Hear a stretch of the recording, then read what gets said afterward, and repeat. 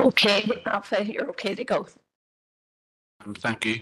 Members, this report is for you to consider and endorse Council's proposed response to the Department of Finance domestic and non-domestic rating revenue raising measures consultations. So members, the deadline for these consultation responses is on 13th of February, and they were part of one of a number of ongoing consultations initiated by the Secretary of State in relation to various revenue raising measures. So I'm not sure how these progress now, members, given that the executive is back up and running, but nonetheless it's important, I think, that we submit a response. So the link to the consultations in your report, and basically the consultation covers 7 reliefs, which there's a proposal to consider removing, or they at least consider the impact of removing those. 3 of those relate to domestic rating reliefs and 4 relate to non-domestic rating reliefs. You'll see in the report that NILGA have issued a letter response on behalf of all councils, and the suggestion is that we're comfortable with NILGA's response on behalf of all the councils. And so, members, I'll just run through a suggested response from Council to each of the 7 questions raised, and obviously, based on comments and input from members, I'm happy to amend those as required. So the first proposal is a domestic proposal, which is removal of the 400k maximum capital value cap from the rating system. The suggested response is we wouldn't be in supporting that, and the rationale is, whilst we normally would be supportive of the principle that rates income generation should be based on wealth and ability to pay, as you can see in the report, the impact of removing this relief would see councils like Ards and North Down and Belfast benefit by up to £2 million per year, whereas our council would only be about 80k better off in terms of additional district rates income.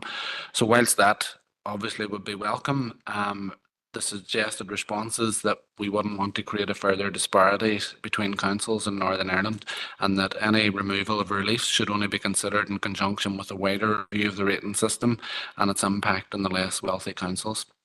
The second domestic proposal is removal of the 4% early payment discount from the rating system. 20% of ratepayers currently avail of that and therefore receive a 4% discount. The suggested response again is we wouldn't be in support of that on the basis that it's likely, members, that rating debt would increase as a result, that we would encourage any method which encourages ratepayers to settle bills early to be encouraged, and there is no guarantee that all customers will move to the direct debit method. So essentially, we're removing a number of ratepayers who are at zero risk of default to ones who will potentially take longer to pay and become more difficult to deal with, and a potential increase in bad debt. The third domestic proposal is very related, which is removal of the 10% landlord discount allowance, and again our suggested response is no, and for the same reasons highlighted as the early payment discount. So moving on to the non-domestic proposals, the first one is a fairly significant one, which would be removal of the 70% industrial rating relief, which is currently availed of by 4,500 properties across Northern Ireland.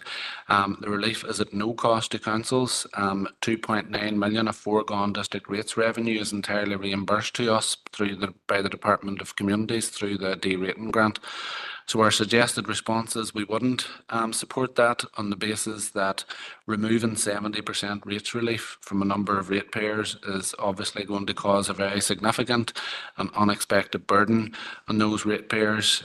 There's clear potential that many business may not be able to sustain that sudden substantial burden, and again that's likely to result in an increased cost to LPS in terms of costs of collection, and ultimately could lead to basically the loss of some businesses who could not sustain that additional burden. So obviously there's a potential economic impact around that.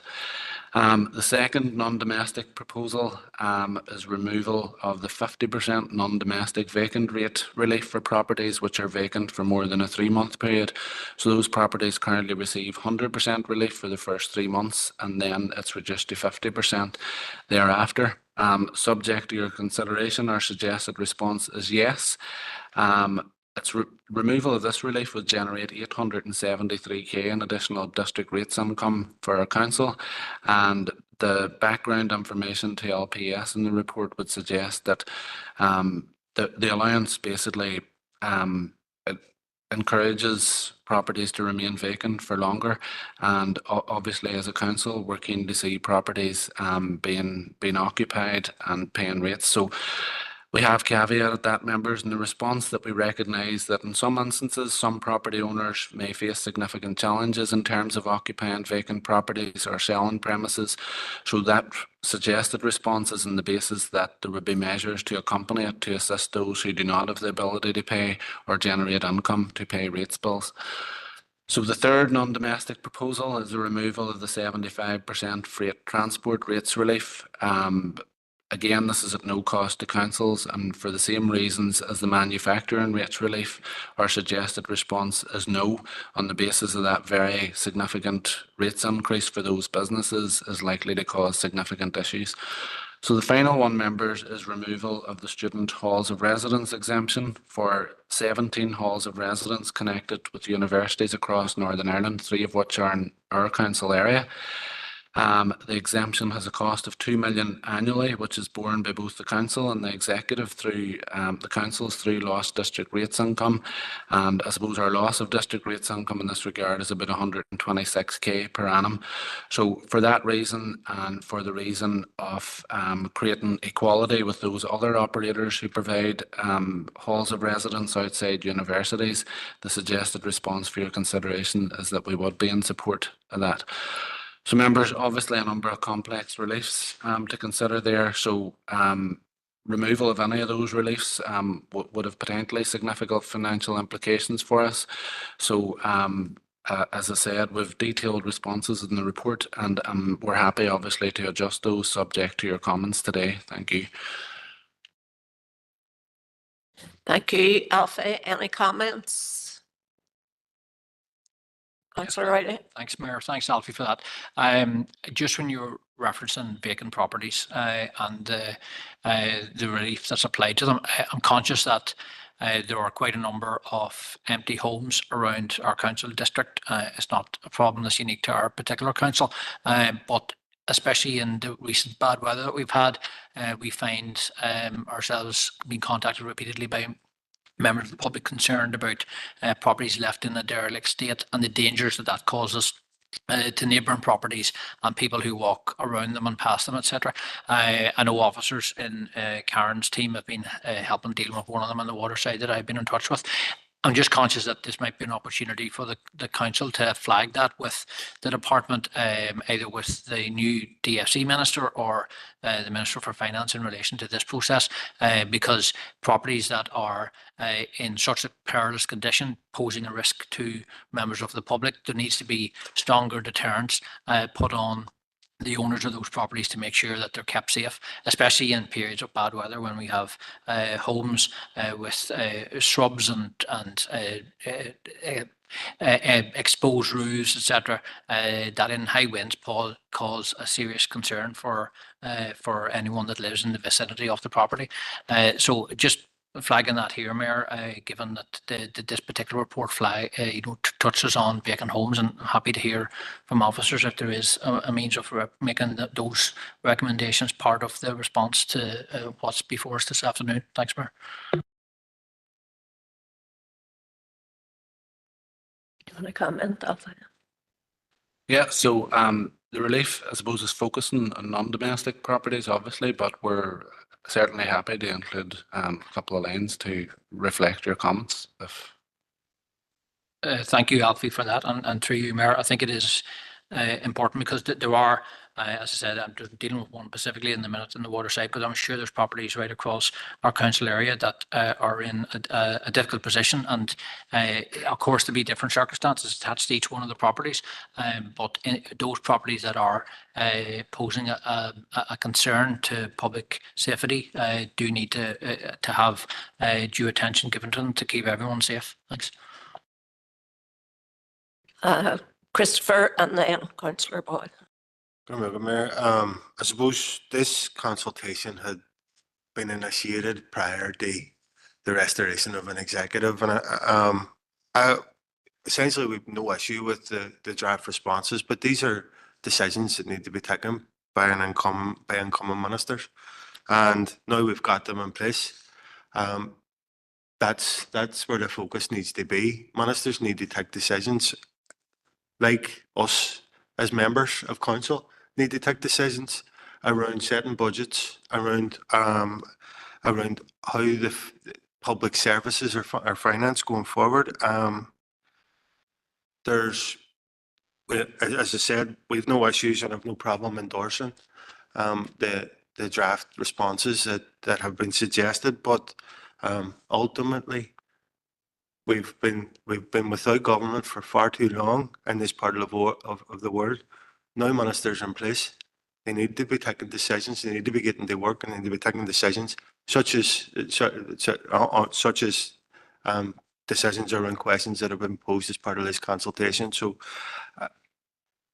it's our view that these are questions that need to be answered by incoming ministers, and now we finally got those in place. Allow them the space to get on with the work that we've been so badly impacted by the fact that they haven't been in place over recent years. So it's positive that they're back, and hopefully they'll take into consideration the views of local councils. But essentially, these are ministerial decisions, and we're now in the luxury of actually having people locally, accountable people in place to take those decisions now. So maybe the consultation is almost null and void, but I appreciate that that the views that have been expressed can at least be a bit of a guide and a reference point from local ministers, but that's where the buck stops. The buck stops with the ministers. They need to take the decisions, but to help them come to those decisions, no problem in endorsing the consultation response. Thanks, Mayor. Councillor Boyle. Thanks, Mayor. Look, I'll keep it brief, Alfie. Thanks for the paper. By and large, we do agree with all of the approaches suggested here. We do note the various caveats that you've very wisely put in here, particularly as relates to a wider review. That is something that clearly is needed. But one further observation, Mayor, too, in relation to the final point and the halls of residence exemptions that currently exist, Alfie, and I think it would be something that we need to consider in a response as well, is that we would certainly not be proposing that if we thought in any way that that would then be getting passed on to the student population and their families who are financing them to stay in halls of residence.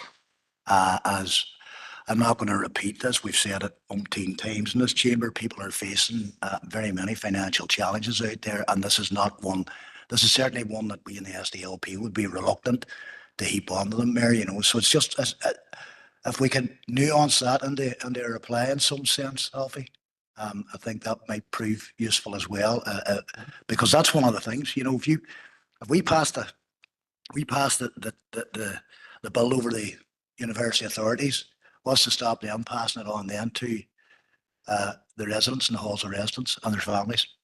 Simple enough, fair. Mayor, thanks. Okay, if that could be included, Councillor Cusack. Thank you, Mayor. And basically, it's just to remind people who haven't seen it, today that the Danske Bank is vacating the building here in Shipkey Place at the start of June. So again, we're going to lose rates from that non-domestic property, and this seems to be a trend with banks. They're just abandoning places and people who need them and need that face-to-face contact. We just want to register our disappointment, and whatever we can do for the workers and whatever we can do for the people who use the service, because this can't be allowed to happen throughout, that nobody has a point of contact and everything's going to be online. And we know a lot of people can't do that, or not able to do it, or not comfortable doing it. We're in an era where we're living with fraud day and night, and the banks bear no responsibility. So again, Danske Bank leaving behind Bank of Ireland, you know, that they're all moving away and they're leaving people high and dry. And this is a city, so you can imagine how people in rural are suffering as well too. And it's something we have to strongly object to. Thank you. Oh, and can we arrange a meeting with the staff and whoever has concerns about this? Thank you. Certainly will. That is a good point that definitely agree with you regarding the banks, Councillor Harkin. Yeah, thank you, Mayor. And just on what Councillor Cusack said, I mean, look, Danske Bank, as people probably know, made almost 200 million profits in 2023, while we struggled to finance our council activities, while most people struggled to pay their bills. Danske Bank was one of the banks that it couldn't have got any better for them. And now they're just withdrawing their services from the city centre. And I do wonder how they come up with that decision, because they're keeping open their Altnagelvin facility, but shuttering the one in the city centre, which means that they're not really paying any attention to our attempts to kind of bring our city centre to life and have it be a place that, where there's lots of, businesses, organisations and everything else. So that's not good news. I share the concerns of other members. On this, Alfie, there's a lot of really useful stuff in it, and thank you for doing the report. I think that our rate system, we can probably all agree, needs fundamental reform, because the main problem is that I don't believe that we're taxing actual wealth enough and profit. And I'm not sure that the proposals that are in the consultation actually get at that. So I think that you've tried to address a number of the shortcomings of the questions asked. I'm not quite ready to sign off on this today, if there was a vote on it. And as we know, that there's a number of consultations happening right now that have all been initiated by the Secretary of State, taking away free bus passes, water charges, reform of the rates system.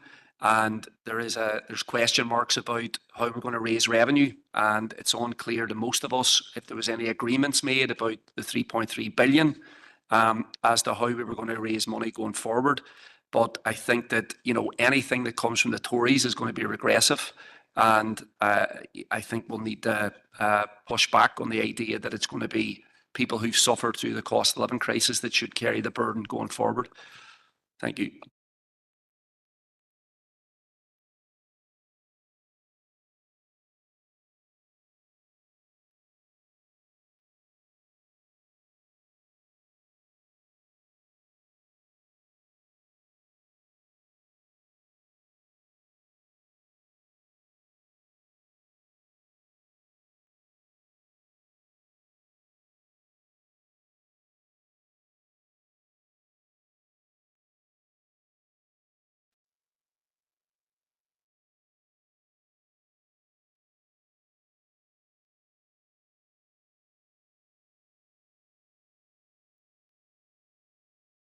Okay, thank you. And I was just checking, look, that consultation is open to anybody to respond to. So if you maybe wanted something, and any other councillor who maybe made an addition to what Alfie has said, if they want to just email it to make sure that the right wording is correct. But if you want to make your case, Councillor Harkin, for all that, it's open for everybody to make a response. So that's the end of the meeting, but I just want to reiterate that Wednesday's meeting will be an open business, 2 o'clock here in the council chamber, and then the E&R will also be here at 4 o'clock. Okay, thank you.